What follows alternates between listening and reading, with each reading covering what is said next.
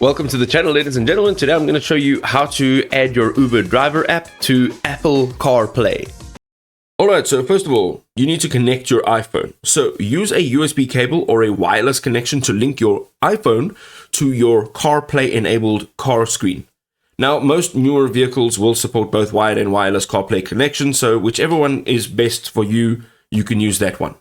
Now, CarPlay should start automatically when you start your vehicle. If it doesn't appear, select the CarPlay option from your car's infotainment system or your iPhone's main menu.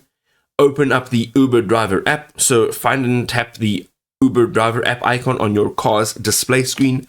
The app will appear among your other CarPlay compatible applications.